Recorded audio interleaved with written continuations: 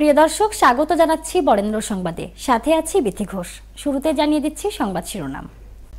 রাজশাহীর তাপমাত্রা 42 ডিগ্রি ছুঁই, বৃষ্টির জন্য হাহাকার।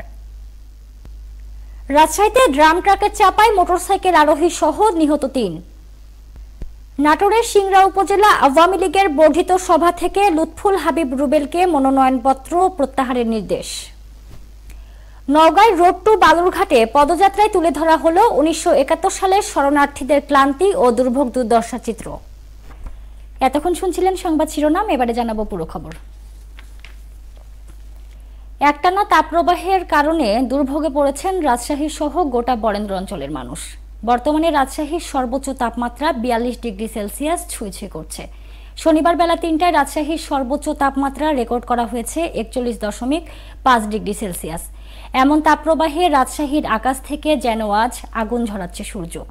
বাইরের গরম বাতাস ও ভবনের ভেতরের ফুটন্ত পানি, দুর্বিষহ জীবন নিয়ে তাই যেন দিশেহারা হয়ে পড়েছেন মানুষ। কাজ করতে করতে ক্লান্ত হয়ে যাওয়ায় যেখানে সেখানে বসে পড়ছেন অনেকেই। ঠাঠা রোদে মাটি ফেটে চৌচির হয়ে যাচ্ছে। পদ্মাপাড়ের তপ্ত বালু উড়ে এসে শরীরে বিঁধছে আগুনের হলকার মতো। মাথার ওপর নীল আকাশটা যেন তপ্ত কড়াই হয়ে উঠেছে। দুপুর গড়াতেই পথঘাট ও ভবনের দেওয়াল ও আসবাবপত্রও তেতে উঠছে। দুপুর গড়াতেই তাপমাত্রার পারদ গিয়ে ঠেকেছে 41.5 ডিগ্রি সেলসিয়াসের ঘরে। উদ্ভূত পরিস্থিতিতে গত কয়েকদিন ধরেই রাজশাহী জুড়ে হিট অ্যালার্ট জারি করা হয়েছে। বুধবার থেকে রাজশাহীতে তীব্র তাপপ্রবাহ বয়ে যাচ্ছে। বুধবার রাজশাহীতে সর্বোচ্চ তাপমাত্রা রেকর্ড করা হয়েছিল 40.2 ডিগ্রি সেলসিয়াস। বৃহস্পতিবার ছিল 39.2 ডিগ্রি সেলসিয়াস। আর শুক্রবার বিকেল 3টায় রাজশাহীর সর্বোচ্চ তাপমাত্রা রেকর্ড করা হয়েছিল 41 ডিগ্রি সেলসিয়াস। 1 এপ্রিল থেকেই রাজশাহীতে মৃদু থেকে মাঝারি তাপপ্রবাহ ছিল, কিন্তু গেল সপ্তাহ থেকে মাঝারি তাপপ্রবাহ তীব্র তাপপ্রবাহে রূপ নিয়েছে। আবহাওয়া অফিসের তথ্য মতে দিনের সর্বোচ্চ তাপমাত্রা সাধারণত 36 থেকে 38 ডিগ্রি সেলসিয়াসের মধ্যে থাকলে তাকে মৃদু তাপপ্রবাহ বলা হয়। তাপমাত্রা 38 থেকে 40 ডিগ্রি সেলসিয়াসের হলে মাঝারি ও 40 থেকে 42 ডিগ্রি সেলসিয়াস পর্যন্ত তাপমাত্রাকে তীব্র তাপপ্রদাহ হিসেবে ধরা হয়। রাজশাহীতে ড্রাম ট্রাকের চাপায় মোটরসাইকেল আরোহী সহ 3 জন নিহত হয়েছে।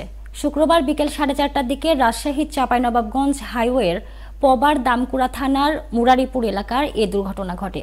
এদের মধ্যে একজন শিক্ষার্থী ছিলেন। এ ঘটনায় আরও 2 জন আহত হয়ে হাসপাতালে ভর্তি আছেন। নিহতরা হলেন দামকুড়া থানার নতুন কসবা গ্রামের আসিফ ইকবাল, সূত্রাবন গ্রামের সুইট ও লালমনিরহাট জেলার সদর থানার বড়বাড়ি গ্রামের হামিদুল ইসলাম তাজুল। এদের মধ্যে হামিদুল ইসলাম ও সুইট ঘটনাস্থলে নিহত হন। আসিফকে রাজশাহী মেডিকেল কলেজ হাসপাতালে নেওয়ার পর কর্তব্যরত চিকিৎসক তাকে মৃত ঘোষণা করেন। পুলিশ জানায় বিকেল 4:30টার দিকে গোদাগাড়ি থেকে আসা 2 মোটরসাইকেলের সাথে রাজশাহী থেকে ছেড়ে যাওয়া এক মোটরসাইকেলের ধাক্কা লেগে মোটরসাইকেল 3টি সড়কে পড়ে যায়।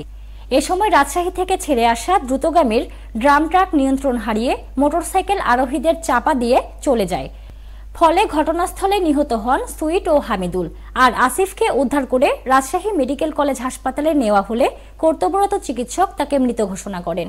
রাজশাহীর দামকুড়া থানার ভারপ্রাপ্ত কর্মকর্তা মইনুল বাশার জানান, নিহতদের মরদেহ রাজশাহী মেডিকেল কলেজ হাসপাতালে রাখা হয়েছে। ঘাতক ট্রাকটি ধরতে অভিযান চালানো হচ্ছে। নাটোরের সিংড়া উপজেলা আওয়ামী লীগের বর্ধিত সভা থেকে উপজেলা চেয়ারম্যান পদপ্রার্থী ও সংগঠনটির যুগ্ম সাধারণ সম্পাদক লুৎফুল হাবিব রুবেলকে মনোনয়নপত্র প্রত্যাহারের নির্দেশ দেওয়া হয়েছে। শনিবার বিকেলে দলের এক জরুরি সভা থেকে উপজেলা আওয়ামী লীগের সভাপতি অ্যাডভোকেট ওহিদুর রহমান শেখ এই নির্দেশ দেন।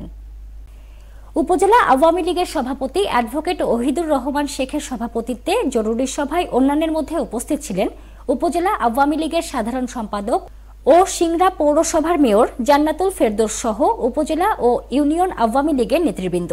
ইতিপূর্বে প্রতিমন্ত্রী অ্যাডভোকেট জুনাইদ আহমেদ পলকের নির্দেশে সংগঠন বিরোধী কর্মকাণ্ডে জড়িত থাকার অভিযোগ এনে কেন তাকে সংগঠন থেকে বহিষ্কার করা হবে না মর্মে 22 এপ্রিলের মধ্যে কারণ দর্শানোর নোটিশ প্রদান করা হয়। এছাড়াও সভায় স্বেচ্ছাসেবক লীগ, শ্রমিক লীগ এবং ছাত্রলীগের যে সকল নেতাকর্মী লুৎফুল হাবিব রুবেলের পক্ষে 15 এপ্রিল প্রতিদ্বন্দ্বী উপজেলা চেয়ারম্যান পদপ্রার্থী দেলোয়ার হোসেন পাশাকে মারধর এবং অপহরণের সঙ্গে জড়িত ছিল তাদের সংগঠন থেকে বহিষ্কারের পরামর্শ দিয়ে জেলা নেতৃবৃন্দকে অনুরোধ জানিয়ে চিঠি প্রদান করার সিদ্ধান্ত নেওয়া হয়। এ ব্যাপারে অভিযুক্ত চেয়ারম্যান পদপ্রার্থী লুৎফুল হাবিব রুবেল জানান, তাকে দলের সভাপতি অ্যাডভোকেট ওহিদুর রহমান শেখ ফোনে আজকে জরুরি সভার সিদ্ধান্ত জানিয়েছেন। উপজেলা আওয়ামী লীগের সিদ্ধান্ত নিয়ে তিনি তার শুভাকাঙ্ক্ষীদের সাথে আলোচনা করে পরবর্তীতে সিদ্ধান্ত জানিয়ে দেবেন বলে তাদের জানিয়েছেন। সিসিটিভির ফুটেজ পর্যালোচনা করে দেখা যায়, লুৎফুল হাবিব রুবেলের সহযোগীরা এই কর্মকাণ্ড ঘটিয়েছে এবং অপহরণের কাজে ব্যবহৃত মাইক্রোবাসটির মালিকানাও লুৎফুল হাবিব রুবেলের।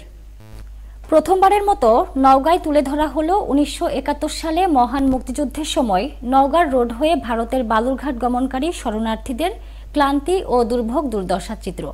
সামাজিক সাংস্কৃতিক সংগঠন 21শে পরিষদ এর আয়োজন করেন।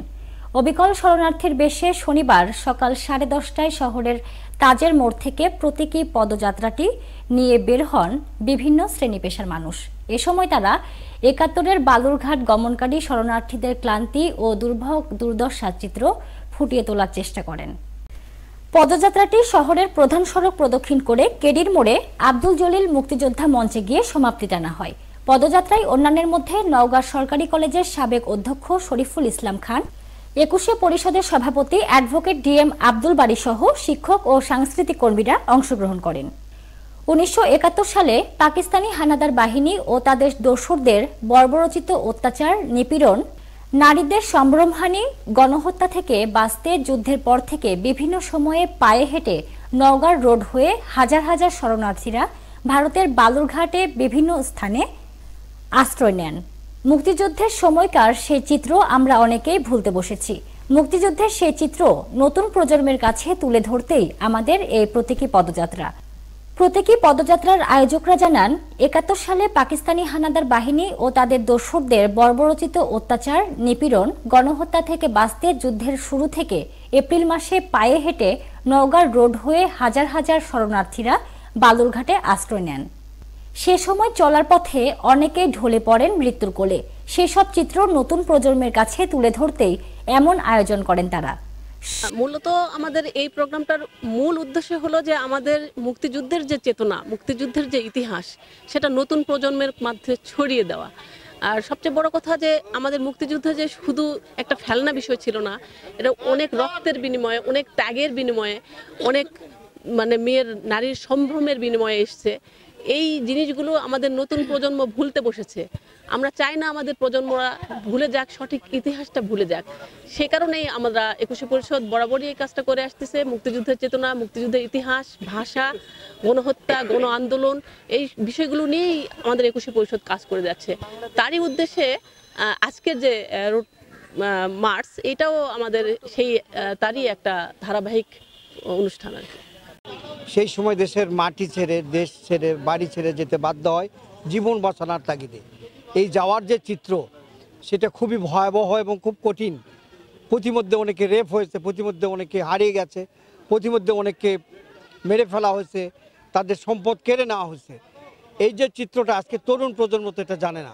আমরা রোড টু বালুরঘাটের মাধ্যমে বোঝাতে চেয়েছি, কেবলমাত্র বালুঘাট নয়, দেশের অভ্যন্তরে কিন্তু অনেক শরণার্থীরা আশ্রয় গ্রহণ করেছে এবং সর্বশেষ ভারতে আশ্রয় গ্রহণ করেছে। ভারতের বালুঘাটটা যেহেতু আমাদের কাছাকাছি, সে কারণে এটার নামকরণ করা হয়েছে রোড টু বালুরঘাট। শরণার্থীদের দুর্ভোগ কিভাবে সেখানে গিয়েছে। এ ছিল বরেন্দ্র সংবাদে, সাথে থাকার জন্য ধন্যবাদ।